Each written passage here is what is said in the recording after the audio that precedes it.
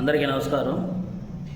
కందుకూరు నియోజకవర్గంలో ఈ మధ్యకాలంలో కుప్పలు తెప్పలుగా అక్రమ లేఅవుట్లు వేస్తున్నారు. అధికారులు మటుకు చూసి చూడనట్టు వదిలేస్తున్నాను. దీనివల్ల ప్రభుత్వానికి ఆదాయం గండిపడే పరిస్థితి ఉంది. అదేవిధంగా ఈ వెంచర్ల ద్వారా పేద ప్రజలను మోసం చేసి అధిక రేట్లతో పేద ప్రజలను విడిస్తూ ఉన్నారు. అయితే అధికారులు, మున్సిపాలిటీ అధికారులు కానివ్వండి, అదేవిధంగా రెవెన్యూ అధికారులు కానివ్వండి, ఎందుకు గమ్ముగా ఉంటున్నారో, ఎందుకు సైలెంట్గా ఉంటున్నారో మాకు అందుకైతే అర్థం కావటం. అదేవిధంగా ఇప్పుడు ఈ పంట పొలాల్ని వెంచర్లు చేయడానికి మట్టి తోలుతూ ఉన్నారు. ఈ మట్టి ఎక్కడి నుంచి వస్తుంది? ఒకవేళ చెరువుల్లో మట్టి తోలుతుంటే ఇరిగేషన్ అధికారులు ఏం చేస్తున్నారు? వాళ్ళకి ఏమైనా చేతులు తడిపారా?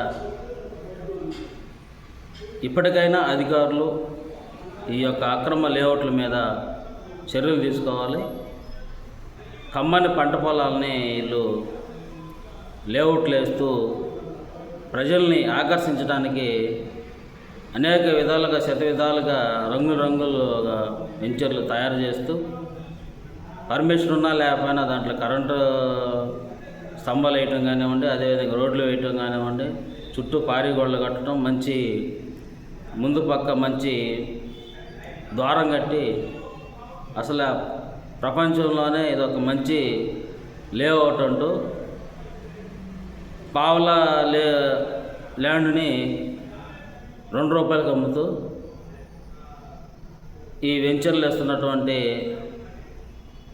యాజమాన్యం కోట్లు గడిస్తూ ఉన్నారు. కానీ తక్కువ ధరలకు వస్తుంది అనుకున్న ప్రజల మటుకు అది నుడా నుంచి పర్మిషన్ పొందక, మున్సిపాలిటీ అప్రూవల్ లేక, లేకపోతే రెవెన్యూ వాళ్ళ అప్రూవల్ లేక, లేకపోతే ల్యాండ్ కన్వర్షన్ కాక ఆ ల్యాండ్లో అలాగే ఉండిపోతూ ఉన్నాయి. కొన్న వాళ్ళకి ఏమీ కాల్ చేసుకోలేక అక్కడ అప్పుడే ఇల్లులు కూడా కట్టుకోలేరు.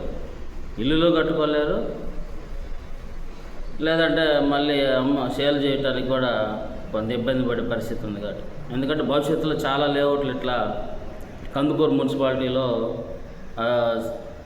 చాలా లేఅవుట్లు ఇలాగే చాలామంది కొని వాటిని అలాగే బీడు పెట్టుకొని ఉన్నారు. కాబట్టి అధికారులు ఇప్పటికైనా